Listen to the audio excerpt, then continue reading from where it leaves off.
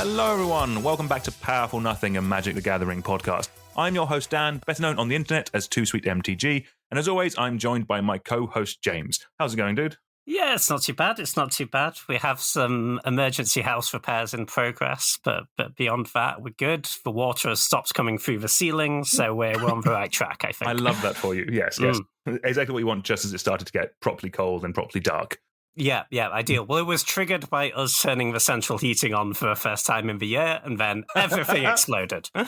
Right, nice. Okay, yes, that's the fun of old houses that we tend to have in the UK. Lovely, wonderful. Right, yeah, we have an awesome episode for everyone today. Our main topic, we're going to be talking about the Play Booster announcement. There's some new booster packs in the pipeworks. We're going to be talking about that. As always, time codes will be down in the description below. But as always, our first section is the news. So, apart from the Play Boosters, which is going to be one of our topics for today, there was a ban and restricted update. This was the regular one that comes after a new set. It's not like the yearly one. I think it's fair to say people were expecting some changes, but the main headlines from this ban and restricted update was that there were no changes. There were no cards banned or unbanned in any formats. James, what do you think about that? Were you expecting anything to get the chop in this particular update? Yeah, I 100% was. I expected changes in Modern. I think basically everyone who plays Modern expected some amount of changes. I'm not so up to date on other formats that I'm gonna weigh in with loads of opinions there. I've seen mixed views on Legacy and whatnot. But yeah, Modern feels very scam dominated at the moment. It feels really tough to select decks to beat scam that aren't just pretty unplayable against most of the rest of the field. And even if you're I'll just have a bunch of sideboard cards for scam, there just aren't good sideboard cards for scam is the issue. Even stuff like, Veil of Summer would traditionally be great against that red-black type archetype focused on discard. And that is sort of a sideboard card. I've been playing for it in Creativity. God knows why I'm playing Creativity, but there we go. But the thing is, even a card like that, it only works on the play. If you're on the draw, Veil of Summer does next to nothing for you. So, it feels tough playing Modern at the moment. I'm pretty surprised there were no changes. And not even with the no changes, there was just no text in the ban announcement at all. It was just a statement that we're not going to ban anything because we like continuity in formats. I was pretty shocked to not see, at least we are aware that Scam has really great numbers and we're keeping an eye on it, I think the thing is you probably can't just ban something from Scam because then 4-color becomes too good. I wouldn't be surprised to see multiple of the Evoke Elementals banned at some point in the near future. Yeah. But yeah, this was a really surprising one to me. And yeah, the BNR restriction was just, there are no changes. Here's a new product we are launching. We duped you by thinking this was a BNR announcement instead of an ad. I did see one great take on Twitter that was, of all the things that could have been banned in this announcement, I didn't see draft boosters being one of them. But, but we will get to that shortly. No, definitely. That's the thing. We were talking, I think, like a day or two before this came out, and we were kind of the general consensus, because we were with a load of Modern players at the time. I think actually you had just finished playing a Modern tournament. It was kind of like, do they ban either Grief or Fury, or do they ban both Grief and Fury? That was kind of the general vibe. I mean, yeah, that was after a tournament where a fair few people had just been scammed, as it were. But yeah, for it to be nothing, and yeah, I've definitely seen wizards talking about they've acknowledged the lack of communication was not great, going into a bit more detail, at least kind of saying that they see the format, they kind of want to give it more time to breathe. I guess like they do know what cards are coming out. Maybe there'll be something that stops the Evoke Elementals. There is Modern Horizons 3 in next year.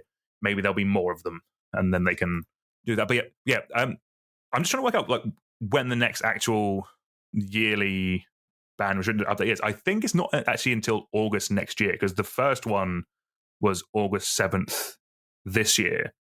So I'm pretty positive the next actual kind of and actually in a recent bit of media Wizards put out, they actually referred to the yearly ban as a rotation. So if that's kind of how they're thinking about it, there is definitely an element that this could be that 2023 and half of 24 could be the year of scam, and we're dealing with it for that amount of time, and then it's all gets chopped, and then something new takes its place. It's like a refresher or something.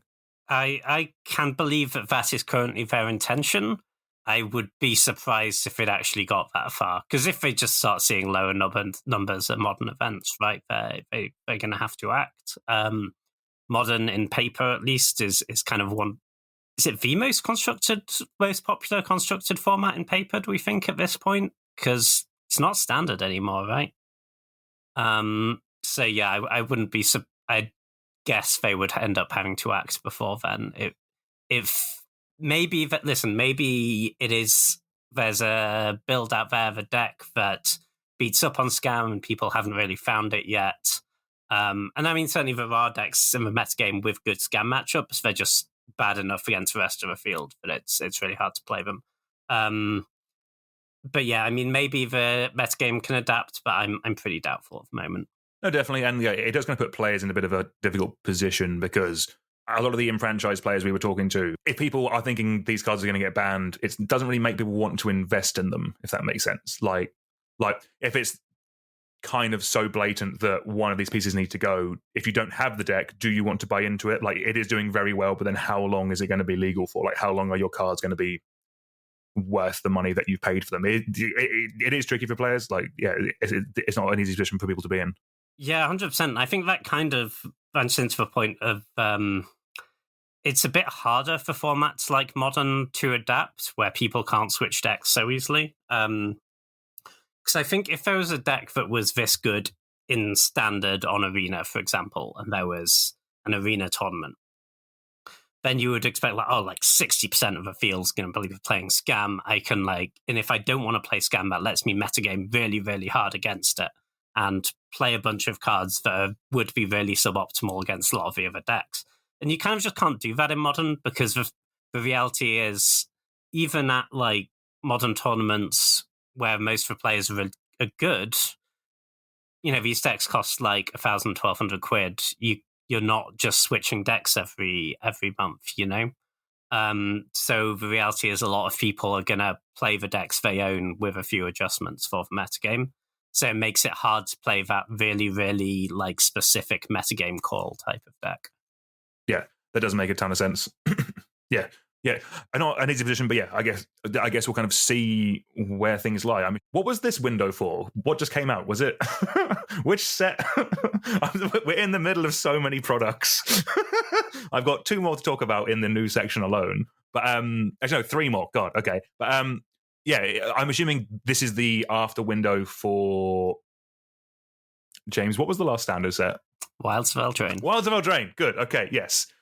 Wilds of Eldraine came out like a year ago, didn't it? Okay, it feels like that. But yeah, I think that does kind of lead us on to the next couple of announcements, next bits of news. Lost Rivals of Ixalan spoilers, I think, started today at time of recording.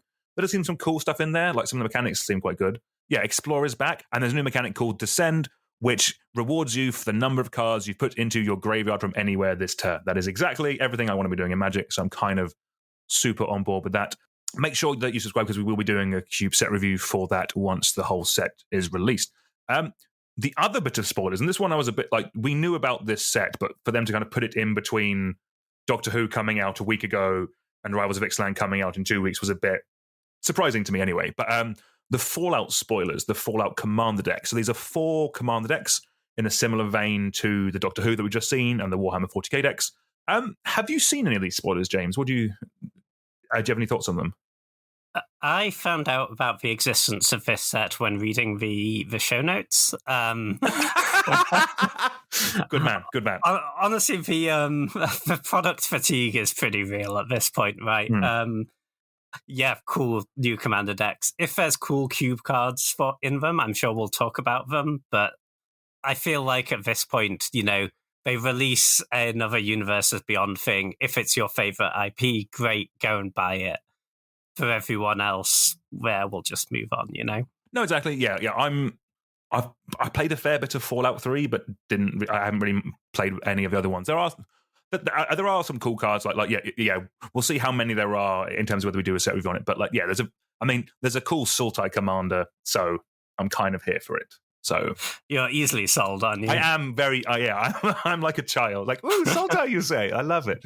But yeah, and then another product. This is a new one and probably going to be a big one, just in terms of, well, relevancy and in terms of crossover appeal at a minimum. But they've announced Universes Beyond Marvel. We've had nothing really confirmed apart from the fact that it's coming. It's not expected until 2025. What's your thoughts on this, James? Do you think this is going to be as big or maybe bigger than Lord of the Rings? Yeah, I think this is certainly going to sell a lot of packs, isn't it? In terms of IPs they could get, which have that really broad-reaching appeal, I don't think they could do much better than Marvel. Worth noting, I think, from what I have read, the IP is very much the comics IP, not the films IP. We are not. Well, as the Doctor Who has shown us, we're not going to be getting like Robert Downey Jr. Appearing in it. Did you know that one of the cards we talked about was Kylie Minogue from Doctor Who? What? One of the cards we spoke about, the artwork is Kylie Minogue, but obviously they did not have the money to pay for the license of Kylie Minogue. So sure. Yeah, so Marvel will be a similar thing. It'll be the characters of the comic book characters we're assuming of the superheroes rather than like Chris Evans or Robert Downey Jr., that kind of thing. Yeah, that makes sense. But I think this is going to be great for Wizards. It's going to make them a lot of money. And, a lot of Magic players are into Marvel, I think, as well. Just a lot of people are into Marvel.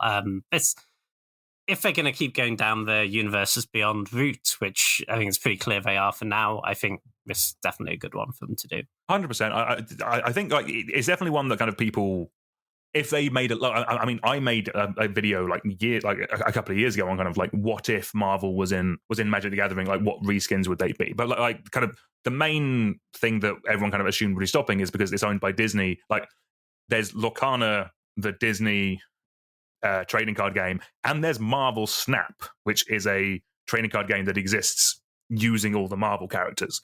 So the fact that they're able to get this is quite a big one. I'm assuming they must be able to show that we don't really know how long this has been in the works or how long, like it wasn't in there an announcement from last year of the things coming up. Maybe how well the Lord of the Rings set did or the Warhammer 40k sets have done has just opened the doors to these kind of like big crossovers now. Yeah, I can see that. I think in the announcement for the Marvel thing, they did say something that implied this has been in the works for a while. Oh, okay. Cool. I can certainly see the point the decision was made to go for Universes Beyond. Like Lord of the Rings and Marvel have got to be pretty high up on their hit list, right? Yeah. You'd assume the big three is like Marvel, Lord of the Rings, and like Star Wars or something like that. But yeah, exciting times. This is one that I do think will bring the Lord of the Rings that definitely brought people into Magic the Gathering as a hobby. This will be a big one for that as well, I think. Yeah, for sure. And I think most Magic players, even if the Marvel thing doesn't massively chime with them, like people do just want to see the game grow, right? So I think it's a net good for the game overall. Yeah, 100%. Before we jump on, with honestly, what do you want to see? Like, again, we are probably about 2 years out at this point. What's one superhero or one card that you want to see? I'm sure I'm opening myself up to some internet hate. I'm not a massive comic books guy. I even like superhero movies. I'm like, I couldn't go on them. I don't know. I liked the Batman films, but before you get mad, I know that's not Marvel. I really want to see Batman in this. I have been told this before. Yeah, I don't know. Iron Man was cool. We'll have an Iron Man, I guess. Mm-hmm. It can be an artifact. Yeah, cool. I'm happy for everyone else who's very excited about it. It's not massively my thing. No, fair enough. Yeah. I'll be honest, I've not read too many Marvel comics. I was more of a 2000 AD Judge Dredd type of lad growing up. But yeah, obviously watched a lot of the films up until Endgame or whichever was the second one. I haven't really kept up with Phase 4 or 5. But yeah, I mean, just seeing like a card called like Hulk smash or something like that would be quite cool, I think. Like, just give me like simple nods like that would be quite awesome. Oh, Hulk is made to be a flip card as well, isn't he? Oh, a transform card, that would be cool. Yeah, you make him angry. Maybe you deal some damage to him and he gets angry and then he flips. Oh, actually, I mean, like a lot of superheroes do have secret identities. Maybe you could have like Peter Parker and Spider-Man on one side. Oh yeah, that's got to be a cycle, right? Yeah. Superhero flip cards. Yeah.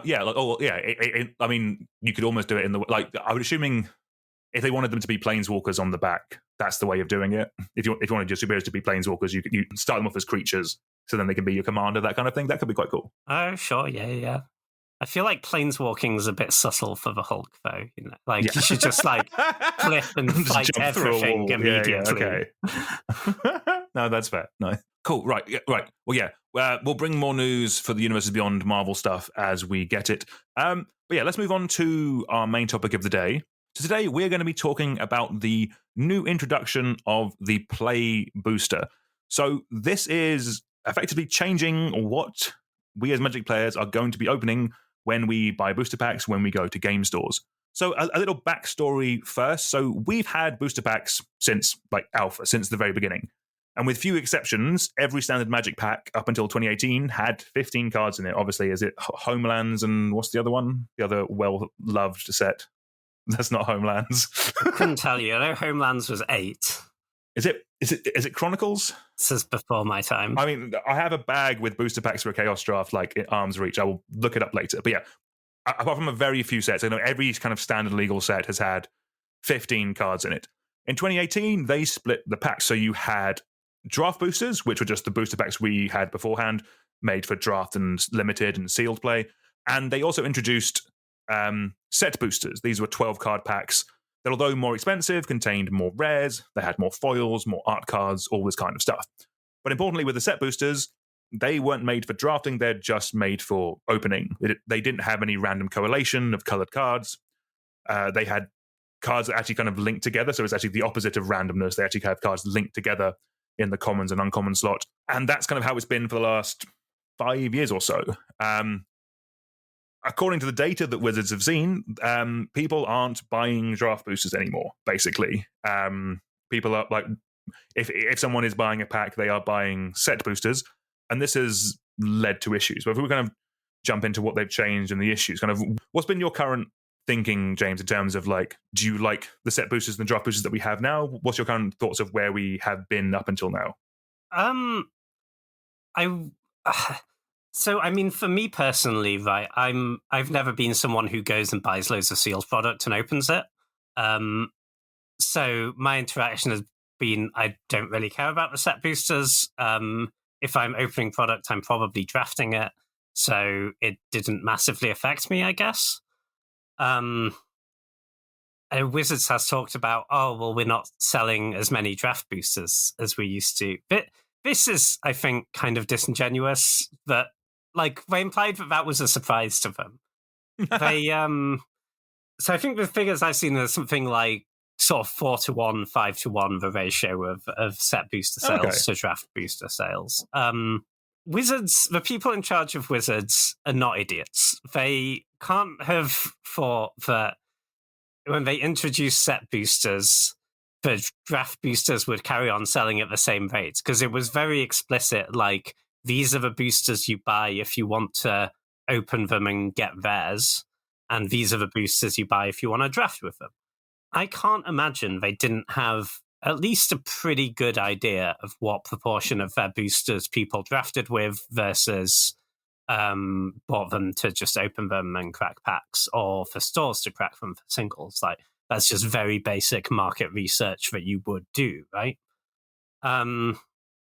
So I think the proposition of, we're surprised at how much draft booster sales have fallen off is a little disingenuous for me. I can't imagine that was actually a surprise. And then they're listing a lot of problems that they're saying have been created by this that seem eminently foreseeable. Yeah, I'd agree. Yeah. To kind of to spoil one of my conclusions, this does seem like fixing a problem that they very much made themselves.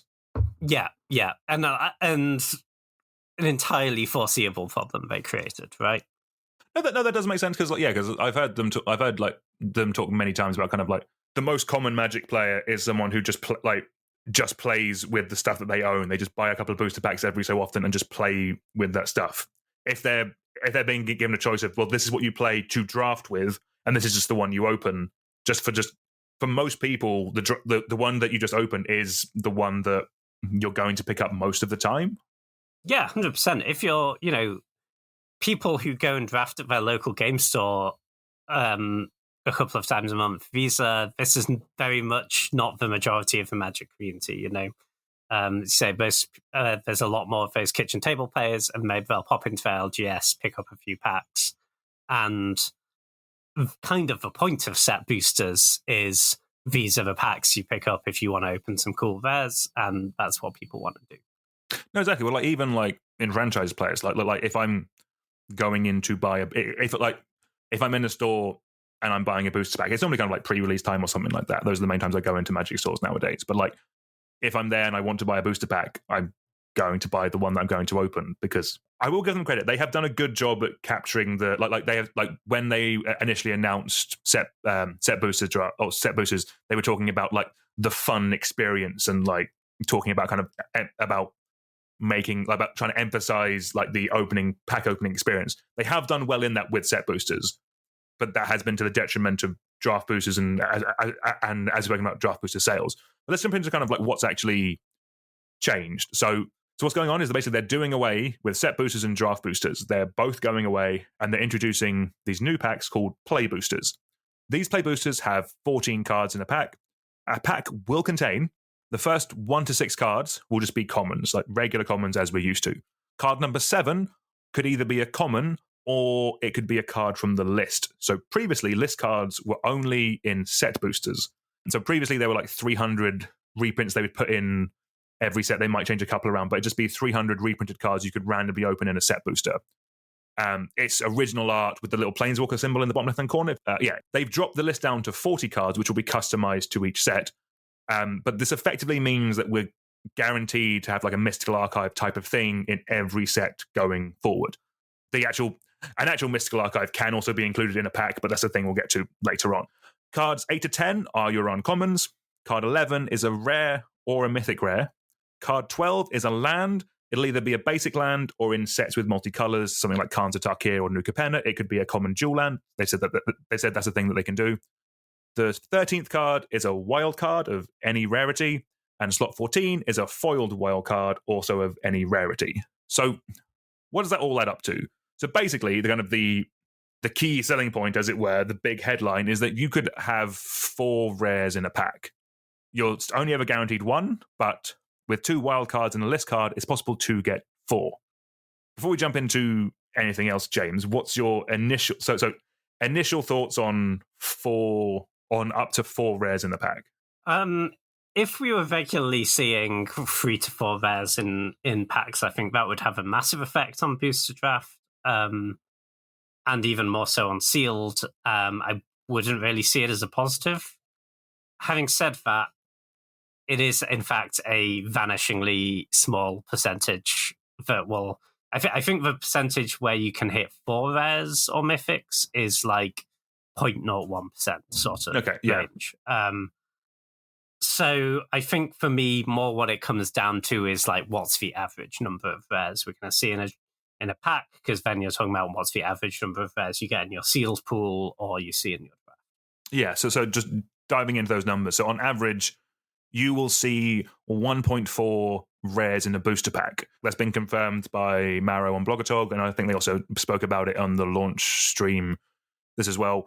For comparison, March of the Machines had an average of 1.32 rares or mythics, as Battles had their own slot, and were there also mystical archive cards in March of the Machines as well, so that had the other potential of being a rare as well. So but basically, with the play booster packs going forward, on average, in a draft, you'll see 4.2 rares, or you'll open 4.2 rares.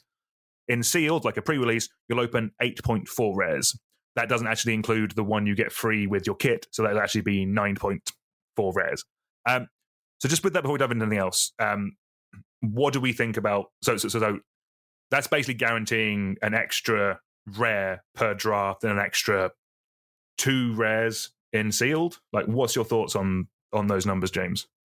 Yeah, so I think the reason I put a note in for March of Machines is I think that was probably a little bit of a trial run for this, where they had the extra rares in the battle slot, and they had a very powerful Mystical Archive type sheet with the legends.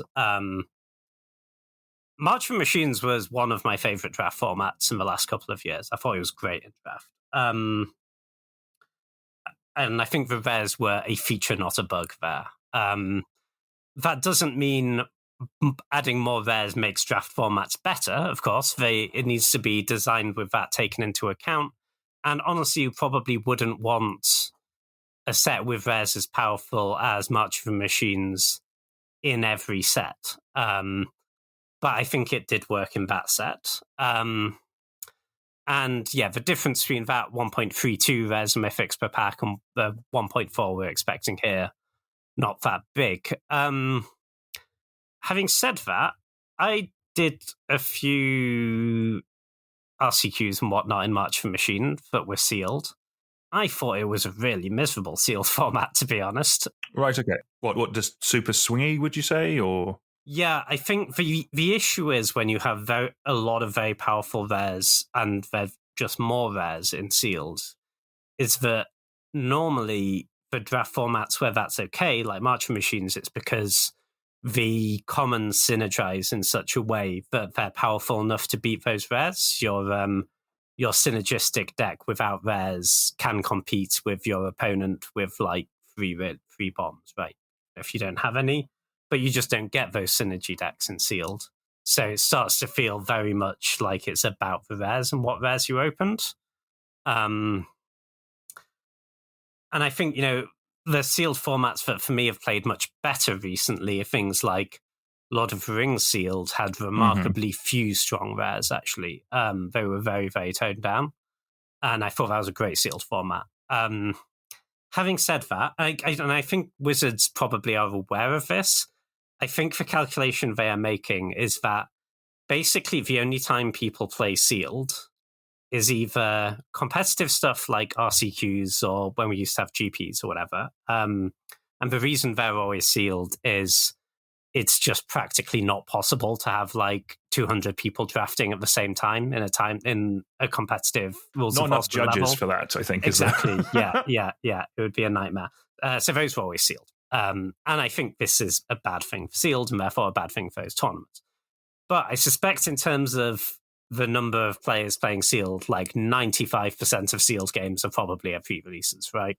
That is actually the number that they gave in the announcement stream for this. Really? Yeah. It's 95% of all sealed is played at pre-release. Okay, sure. And, probably at pre-release, like most people just want to like opening some more rares is probably a positive for a lot of people, right? No, exactly. And so, we used to have GPs, which were like the last one in London had at least 1,000 people doing a sealed event. And those haven't come back, have they? Like the big tournaments now, they're not sealed. Like in the thousands, they're not sealed anymore. Like what was Magic on Barcelona and like the Las Vegas and stuff? They're not sealed, are they? So this is interesting, actually. They have. I mean, we don't have those standalone big limited events, absolutely. But the last couple of Magic Cons / Pro Tours, they have often had a pretty high stakes, quite big limited event. Oh, yes, I'm looking at it. Yeah. There's one in Vegas for $100,000. Yeah. Yeah, exactly. So, and I think the idea of them is people really miss limited GPs. Right. Okay. Yeah. And I think the player numbers for those were really high. I can't give you figures, but they I think they were well tended and popular. Yeah. So, I think if seal's the train wreck, it's obviously a bad thing for those formats. But I think the calculus that Wizards are making is that people who play a lot of limited almost like draft a lot more than they play sealed, right?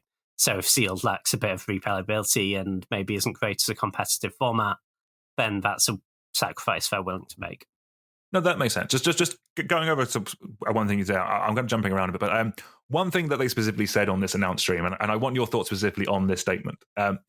More variance is good for better players. Do you agree with that? Yeah, I saw that on Twitter.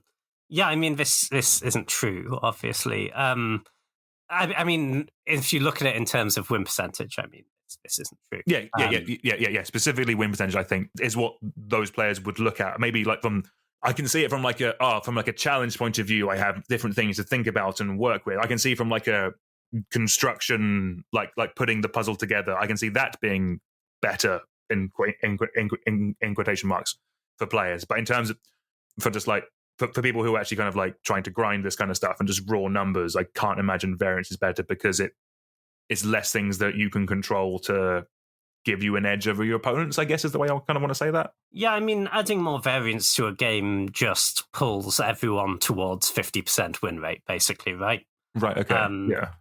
You know, it's why if you look at a game like Magic, you know, the variance is very much an important part of it, right?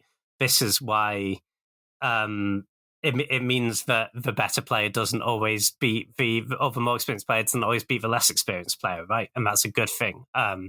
This is a large part of why we're not all set up playing chess instead, you know? Chess is a game where for a game to be fun, you have to be at a very similar level of skill to your opponent. That's not true in Magic, and that's great. That's a good thing about it. We need variance. But it's certainly possible to push it too far, right? And it's those games or those drafts where it just feels like you didn't have agency, which I think feel bad and I think make the format less replayable for people. No, exactly, and that's kind of generally kind of like the way that kind of the way formats can be described in the past is kind of like you have like your prince formats or your pauper formats. So prince formats are generally the ones that are more determined by like the bombs that you open. So I think like a good example wasn't not Return to Theros. What's the last Theros set called? Remember, I think something like Crimson Vow, for example, was very much dominated by the rares, and it wasn't really possible to keep up at common with someone with good rares. Exactly, yeah. It's generally a thing. I think players generally like the ones, where they have agency, like the pauper formats where they can kind of build a cohesive deck, where they can kind of where you can, like, it's the Timmy in all of us. You can kind of make that synergy. You can make something better than the cards that you have on a raw power level. Whereas the Prince formats are just generally more controlled by bombs, and I guess that is a fear of just having more bombs just generally available. Is that it's like, how many mythics are you playing? How many rares are you playing in your deck? Did you open a pack with 3, so therefore you have more in your pool? This kind of stuff. Like that is a genuine like concern. I would think. Yeah, 100%. Having said that, you know, it's not like it's written in stone that there need to be this many very, very high power level rares in every set. I think a lot of it comes down to, you know, rares that are creatures and can take over the game if left unchecked, but you can deal with removal is a very different proposition, right, to something like, say, Glittering Dawn in March for Machines, where it just felt like they cast this, and even if you had a hand of removal, you're just so far behind, you were getting 2 for 1 every time, and it was very hard to come back from. And, you know, they have said in this announcement that the sets where this will be introduced, I think it's from is it the second set next year onwards? I think it's hold on. How many more sets this year? So the first set this will be in, these boosters packs will be in, is Murder at Karlov Manor, or Murders at Karlov Manor, which I believe is actually the first set of this. It's the set after Lost Caverns of Ixalan. So it's the one after the one coming out in a couple of weeks. So I'm assuming that's the first set of next year. Yeah, that makes sense. But yeah, they did make a point of saying in the announcement that these sets had been very much designed with this pack structure in mind. So hopefully that means that this stuff has been taken account of in the design process. You know, obviously you can have, if you have X% fewer rares that are very, very hard to interact with and beat in the set, then that balances out the extra rares you see per pack, or if you scale up the quality of the answers to those rares, then similarly that can balance that out. So I don't think it's like an insurmountable problem, but it is something to be aware of. No, that makes sense. Well, let's just on that on actual design, let's actually dive down into some of the changes that they've made in terms of how they've been designing this set. So this is what they have been designing towards when they released Murders at Karlov Manor. So previously, a set would contain 101 commons and 80 commons. They've changed that, so it will now have 81 commons and 100 commons. To do that, what they've basically done is they've removed specific sideboard cards and cards that aren't really playable or are bad. They've moved those kind of sideboard effects either up to uncommon and made them slightly more powerful, or they've tacked them onto other cards that get more kind of like modal effects. So you might see a card with like destroy target creature with power 4 or greater, or destroy an enchantment, that kind of thing, or destroy a creature with flying, like kind of like those are kind of modal effects. So yeah, what do you think about a set, James, where like how do you think the change between like now there is more uncommons in a set than commons? How do you think that will actually affect things? Yeah, it seems like an interesting choice for sure. Certainly the addition of more interesting build-arounds at uncommon sounds like definitely a really positive thing. I think they've done a lot of things right in limited set design the last few years, but I think this is something I feel like they've done wrong, is moving away from those. You don't see those as many of those cool build-around uncommons. Having said that, this does mean you just see all of those uncommons less frequently, right? So, and often these build-arounds, the time when your deck's really great is when you get multiple of them, which you can do, right? Because no one else presumably wants that card, and because you don't want to just be like, oh, my deck sucks if I don't draw this one card.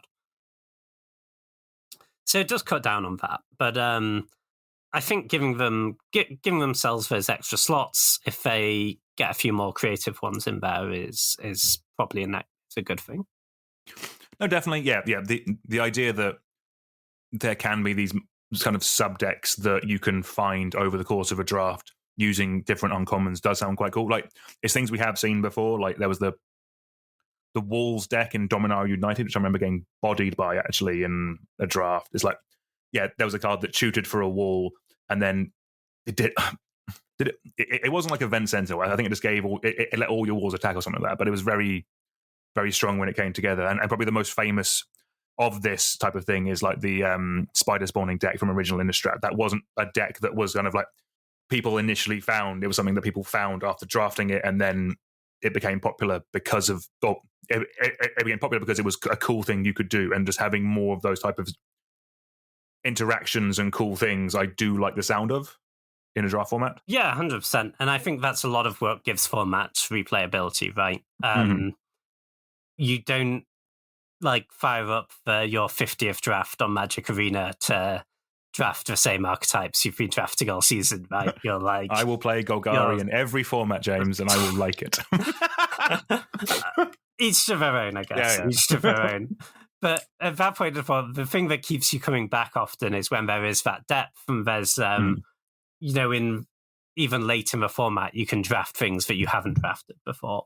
And I think that's a really big asset for formats, and obviously, I think expanding that range of cards definitely lends itself to that.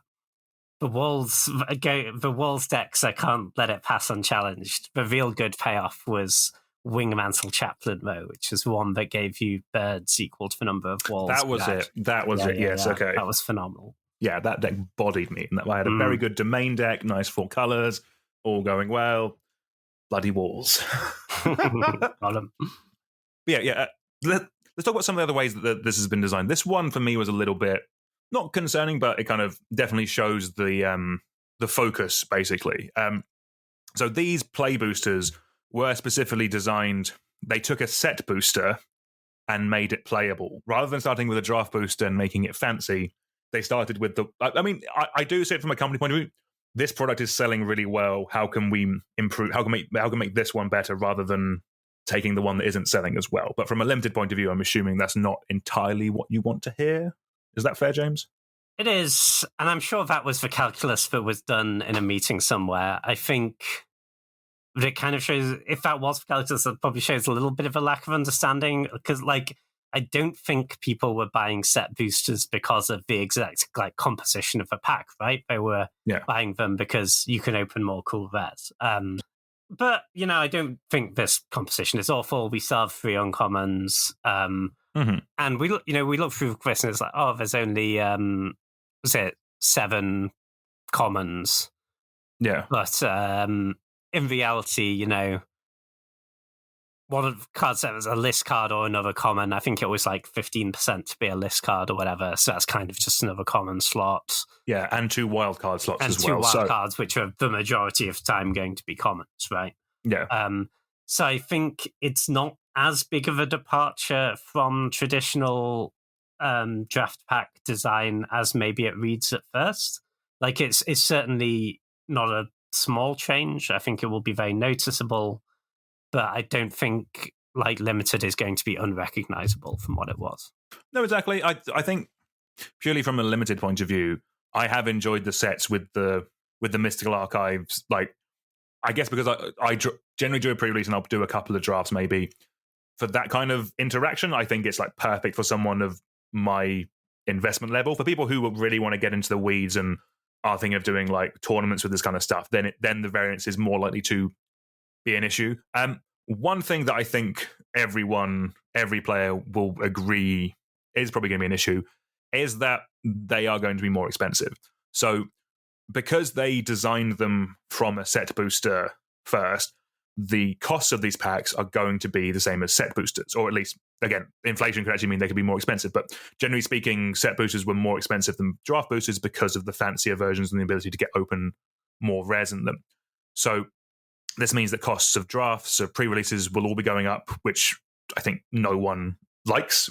They're keeping the booster boxes at 36 packs, but because they're 36 set booster packs, where previously set booster boxes were 30 packs, it means the general cost of a booster box will be going up. So you will open more rares, I guess, but just the raw cost of the product is going up, which is never a good thing because it makes it, for some people, that'll make it less attainable, which is never a good thing. Yeah, I mean, Magic's always been an expensive hobby, right? It's always been something where cost has been a barrier to entry for a significant number of people. And adding to that is not a good thing for the player base. I don't think anyone would disagree with that. Having said that, if you look at the price of Magic boosters in the last 15 years, it has not gone up with inflation, right? That's true. Yeah. I think it's generally been, it's been pretty close to what I was paying 5 years ago, if that makes sense. Exactly, whereas a lot of similar products aren't, right? So I'm not going to kind of get really mad about Wizards raising the price of a booster pack. If the reason they're doing this and the reason they have jumped through a million hoops creating set boosters and then walking them back, and if the reason they have done that is just to try and find a way to raise price of booster packs without everyone getting mad, because they can say it's a different product. I think there may be better ways of doing that. But I think in general, yes, it sucks that booster pack prices are going up, but I think it's inevitable. No, I think that's fair. I think there are things we can get mad at Wizards about, but they do. I don't think raising the price of booster packs is one of them. I think it was always going to happen. I think we've been quite fortunate in some ways in the last 5 to 10 years, but they've remained as stable as they are. Obviously, a lot of people are going to get really mad at Wizards about that, and I get it. It sucks that you have to pay more to draft at your FNM.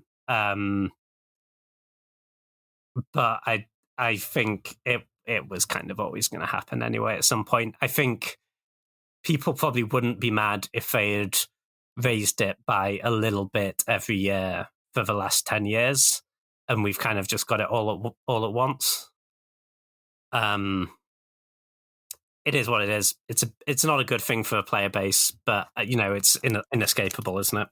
No, I'd agree. One silver lining, I guess, is that they've said they're not changing the price structure on Arena, so a pack will still cost the same amount of gems or gold that it does right now. So if you're primarily a digital player, this won't actually affect your wallet really at all. If anything, if you're just paying the same amount for more wildcards and stuff, it'll actually be a bonus for you. So that is if you're primarily an arena player, then this is actually just a bonus for you, I guess. Yeah, for sure. If you're drafting on Arena to build your collection, this is certainly a positive change for that. And that's a very good thing. No, exactly. Cool. So just jumping back into the design discussion. So one thing they have said is that they will be flexible with these packs. It's something that I like the sound of that, at least, because when they've played around with booster packs in the past, I'm thinking of things like Conspiracy. I'm thinking of things like Battle Bond, or like unsets where you have kind of cool correlation. They're definitely able to do more things now than they were when booster packs were originally designed. Like booster packs were just designed by Richard Garfield before, like the 10 commons, 3 uncommons, 1 rare, 1 land. That was designed before like draft was even a thing. Like that was just designed when when this is how you get your collection, that kind of thing. They have got to a point with like printing methods, like you see it with like full art cards, and you see it with like you saw it in one of the unsets where they were able to print the same card but with different text on it for different things. Like they're able to do so much cooler stuff now. I do actually like them having this like design space to give us more cool things. Like the basic ones they said is stuff they were already able to do, kind of like to swap lands to be dual lands or adding a Mystical Archive card into one of these slots. But just the fact that they're not set to a different set structure now means that if there is a set that kind of like another artifact set where you're guaranteed 2 artifacts in the pack, kind of you can change one of the slot to be an artifact. Like you had it in one of the Dominars in the past where you were guaranteed a legend in the pack. There's all this kind of stuff that they can just do a bit more flexibly now, which I do actually quite like the sound of. I do think that's a plus. Yeah, for sure. And I suspect we'll also see tweaks to this core structure of the pack in terms of, the probability that you get a list card or, maybe even the number of slots for certain rarities. I think now that we've shifted away from this thing that's been the same forever, it will probably have a lot more tinkering with it, which is totally fine. No, exactly. And it does at least give them room that if something isn't working, they can change it, basically. I think that is at least a plus. Some good points that I actually am fully on board with. They are doing, and this is more for me as someone who has to talk about Magic Online a lot. They're doing away with set booster only commander cards, and unique jumpstart cards are also going away. So these are additional cards that they were making. They're on top of the regular set that were printed into booster packs just for commander. There were some cool ones, but they could have just been printed in the commander product. Like there was like a 5-color shrine ones in Kamigawa, which like a lot of people wanted. They put they were putting a lot of cool commander cards only in more expensive booster packs, and they were very difficult to get hold of and very difficult to keep track of what was being printed where and all this kind of stuff. So I am actually kind of very glad that is just not a thing anymore that I have to worry about. What do you think about that, James? Yeah, 100%. I think just cutting down on the number of products that's released every time they release a main set is probably honestly a good thing. And I think, sure, Jumpstart will still come out, but it will, if there's not unique cards, then it feels like, it's an optional extra pay experience for people can opt into, but you're not going to be like, oh, there's this card I really want for my commander deck, but it's super short supply because it was printed in this really niche product that no one played. Yeah, and my thought was always just a card that cares about shrines, that's not going to break standard. Like, why can that not just be in the regular set or in the commander product that they release with every set anyway? Just do that. Yeah, 100% agree. I think it also...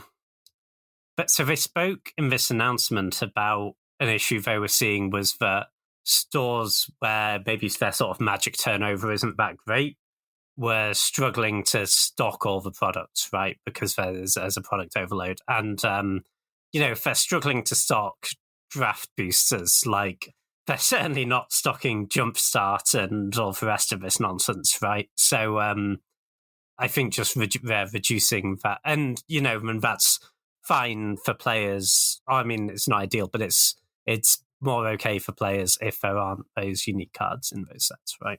Yeah, 100%. And actually, you've talked about something else that I do want to touch on. The main people who I think are excited about this are just store owners or people who have to organize product and shipping and shipments and like product lines and displays and stuff. Just having one product that, okay, we're stocking Magic the Gathering. What do we buy? this one thing, because I know, because one of the things they spoke about, and you mentioned the numbers of kind of like the how many people were buying play boosters, how many buying set boosters. Like we're kind of fortunate that we're in a major city where we have multiple game stores who run events, but like smaller cities with the smaller game stores, they might have the choice of, well, which one do I buy? If I buy the one, do I buy the one that's going to sell, or do I buy the one that people can play with? And basically, if you're left with that choice, and also some regions can only print one type of booster pack. Some regions were given the choice of printing one type of booster pack, kind of like that. Just getting rid of that, making that not a thing where basically people have to pick between the one that will sell and make the shop money and the one that actually kind of grows the community. Like, just getting rid of that difficult choice, I think, is only going to be a good thing. Yes, I'd agree with that. I thought it's slightly odd the way Wizards sort of set that out in their statement, where it was like, look, we're doing this amazing thing for local game stores. We're solving this problem. We're sweeping in, fixing all their issues. Like, you created this problem. You can't create a problem and then like fix it a couple of years later by basically rolling back your change and claim loads of credit for that. That's not how that works. Yeah. But yes, I can certainly see this as a good thing for LGSs. Because I think it's also an issue for LGSs, right, that they sort of have to order their product really, really early before they know what's in the set, before they have much of an idea of how popular it's going to be. So they're really like guessing on how many drafts are we going to organize, how many set boosters they have to sell. I've definitely like seen instances of even fairly big game stores having so many people for pre-release in their first couple of drafts and they run out of draft boosters. Yeah, so I think that definitely simplifies the stock issues for LGSs and prevents those having knock-on effects on players. So that definitely seems like a positive. No, definitely. A couple of other bits before we kind of wrap up this topic. One thing that was thinking about, because this affects me directly, is this going to change the size of cubes? Because got to bring it back somehow, James. Because sizes of cubes are based around like the packs. So like you have a 360 cube because it's 8 players drafting 15 packs of cards. Each player has 3, therefore it's 360. Like 540 is 12 players, 720 is 16 players. Like, this isn't something that will change like in the next like month. But in like 10 years, if you explain to someone, oh, it's 15 card packs, are they going to be like, well, why? Why are you doing that? Like, is this a thing that you think could happen, that you could see in the future? Like, do I need to change my cube to be hold on, I'm just doing the math, 14 times. Like, am I going to have to change my 540 cube to being a 504 cube? Like, is that what people are going to be expecting in the future, do you think? I think if in 5 years we have a new player drafting with us and they if we make a new friend in the next 5 years. Yeah, seems unlikely, doesn't it? We're lovely, James, you should. And in that niche scenario, I think we could say, because we're old and we've been playing Magic forever, and deal with it. Having said that, I could definitely see like the arena cube changing, for example. I don't think they'll change the vintage cube because Daybreak Games run that and it's perfect. But I could see them changing the arena cube to being packs at 14, and then maybe like new players get used to that. And maybe if those players are designing new cubes in the future, they probably design it with packs of 14, right? That's what they're used to. Having said that, you can vary your pack sizes and even the number of packs in your own cube, and it's an interesting thing to do. Did a draft last weekend with in a 4-player cube, and we did 5 packs of 9, which was interesting. It says that you're drafting the whole cube in that scenario, so it's interesting breaking it up a little bit more. It means you can't. You're not in the spot where you're like, I can wheel this twice, sort of scenario. So it is like, especially if you're not drafting with 8 players, I think that's an interesting thing to mix up from time to time anyway. But I mean, I could see it changing, but I don't think anyone who has a cube already is going to be going out of their way to cut 38 cards. No, definitely. It's just, I'm literally in the middle of doing a series on how to make a cube, and they change the potential size of all the stuff that I've been. Spread the word of 15 card packs. Yeah, exactly.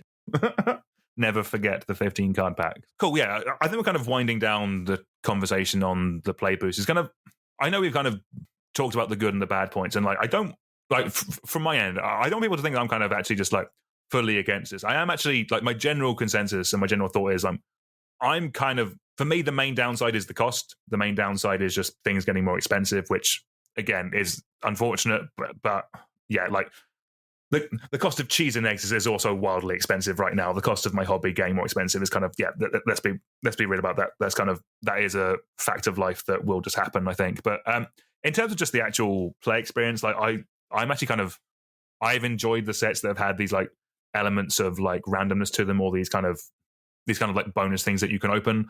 They have felt more QB, like they have the possibility to be more powerful, and having some more synergy stuff in there that you can discover, I do think could be quite cool. But I can also definitely see for more like, but for people who play a lot of draft and a lot of sealed, this might not necessarily be entirely a good thing. Like, what do you think, James? I know you generally play a fair bit more than me in terms of like arena or draft or sealed and that kind of stuff.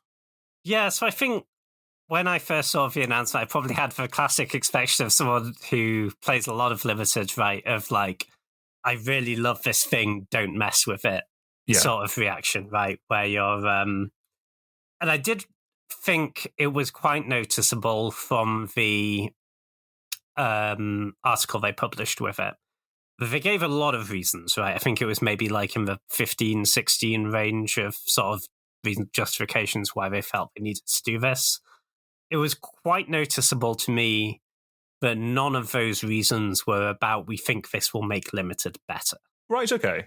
That's actually very interesting, yeah. Yeah, which kind of tells you, like, okay, this is being done for other reasons, and they're making adjustments to sort of mitigate the damage it could do to limited. I think, on reflection, probably my real response is we've got to play with it, right? We've got to see what adjustments they make. We might say about this in a year, like, oh yeah, it's totally fine, it's made limited better. We might be saying this is a problem and it's something that needs to be addressed by more major design shifts. I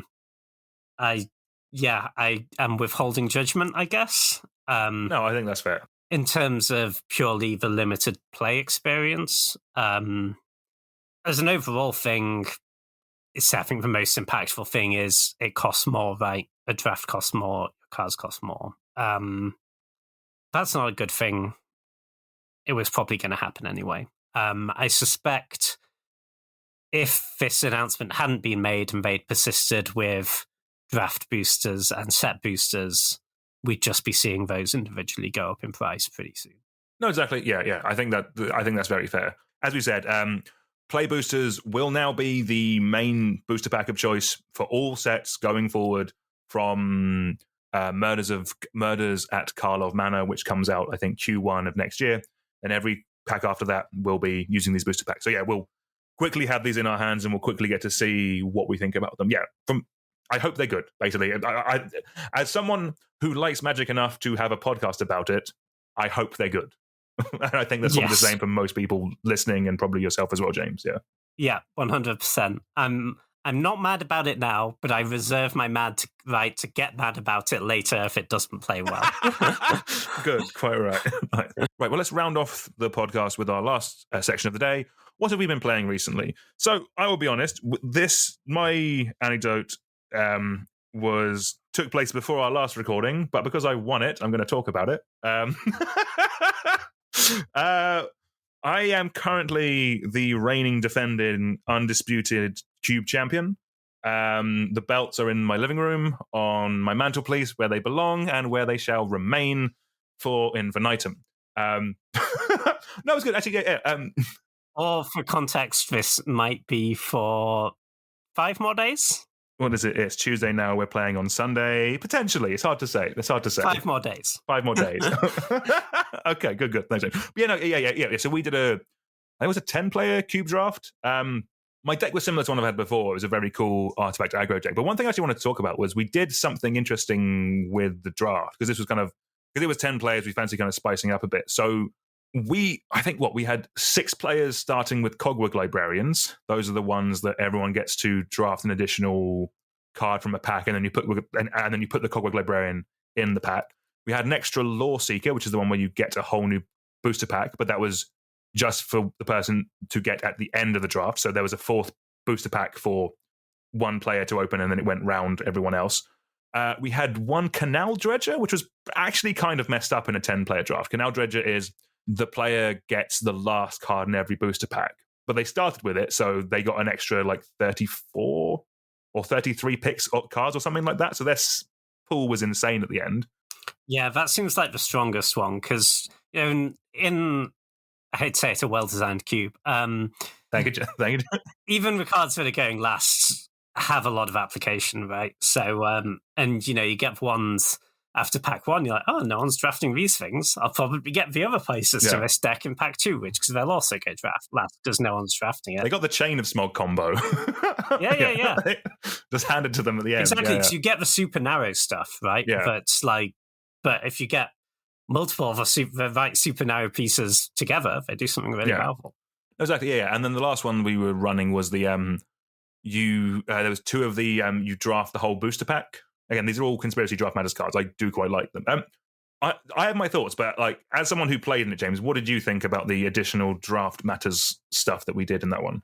Yeah, I thought it was really fun, actually. I think Cogwork Librarians, having a lot of them in the draft, leads to some interesting dynamics. I think it's actually quite a... I haven't thought about it deeply, but I think it probably is quite a deep strategic conversation to be had about how you should use your Cogwork Librarians, like how highly you should prioritize picking them up when you get the opportunity. Because it's not just everyone starts with one and then they use it and then it's gone. When you use your Cogwork Librarian, it goes back into the pack, so people you're passing to can pick it up and use it in later packs. And obviously in cubes with these, there's a lot of sort of pockets of synergy, and you might see, how often do you look at a pack and like, there's 2 cards here that are so perfect for my deck. And especially in something like a 10-player draft, you're just not going to wheel them, right? So I think having that Cogwork Librarian so you can get both can be really, really powerful. Yeah, and the thing is, they do also stack. So if you use 2 Cogwork Librarians, if you've drafted 2 of them, you can take 3 cards from a pack.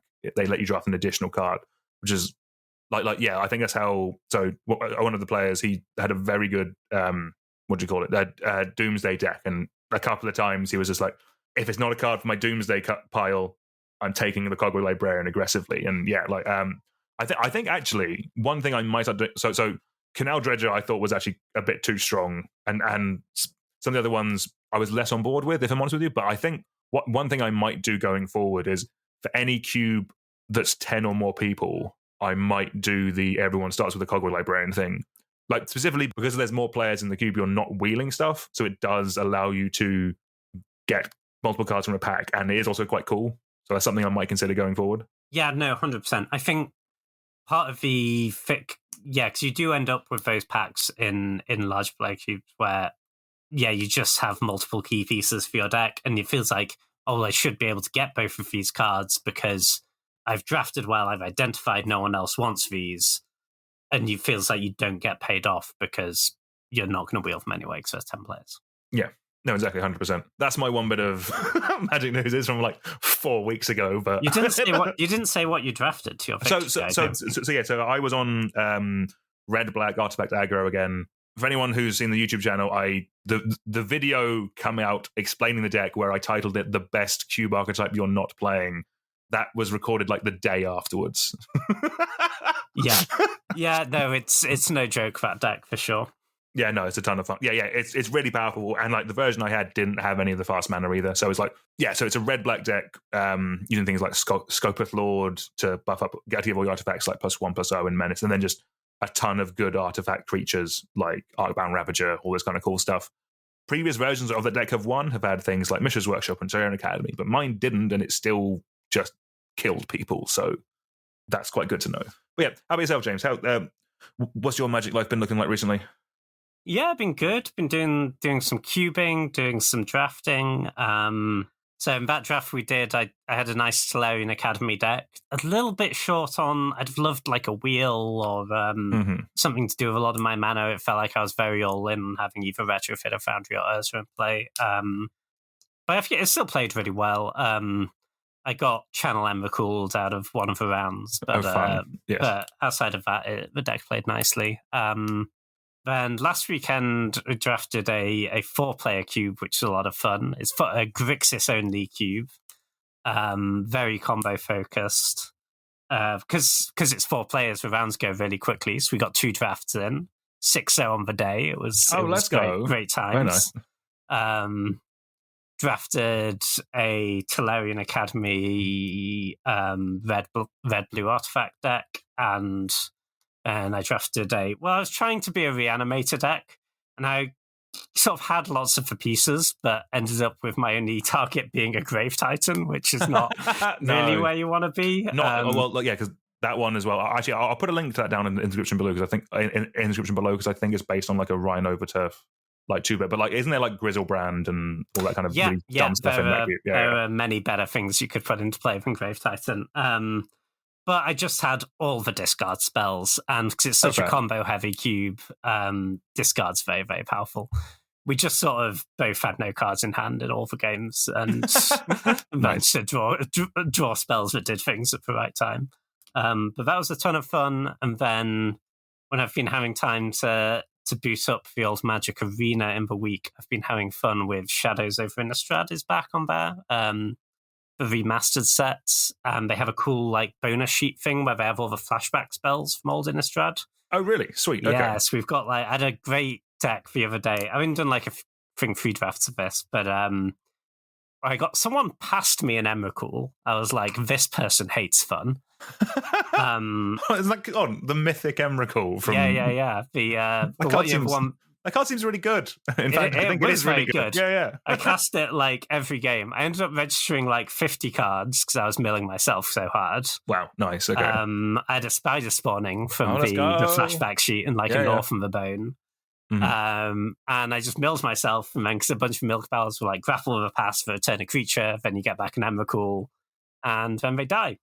And that was great fun. I had I think the peak Emrakul turn was my blue-red opponent had like 4 copies of Take Inventory in their deck, or in their graveyard, which is the sort of accumulated knowledge that encounters your graveyard. And then I took the Emrakul turn, they had 2 more in hand, and I just cast both of them, and they ran out of cards and died. It was great. Phenomenal, nice. Yeah. But no, that format's been a ton of fun. Yeah, that does sound sweet, actually. Yeah, I'm assuming, is that back because it's Halloween, or is that actually a... You know what? I hadn't even thought of that, but yeah, that probably makes sense. It's spooky times, James. I was just like, cool, this draft format's back, and I'm quite bored of Eldraine, so great. Fair. No, awesome. Right, well, I think we are going to end it there. Thank you all very much for listening. Do make sure you give us a thumbs up, give us a 5-star rating. Again, it's episode 15, and I've never bothered looking up how you... I think maybe it's different on different apps. I don't know. That's what it is. But at this point, it's entirely on me, and I'm very sorry. But either way, whatever positive affirmation you can do, please do it. Please tell a friend, all that good stuff. It really helps the podcast grow. But yeah, James, a pleasure as always. Thank you very much, man. Thank you. Always good talking. No, fantastic. Until next time, we will see you all soon. Goodbye.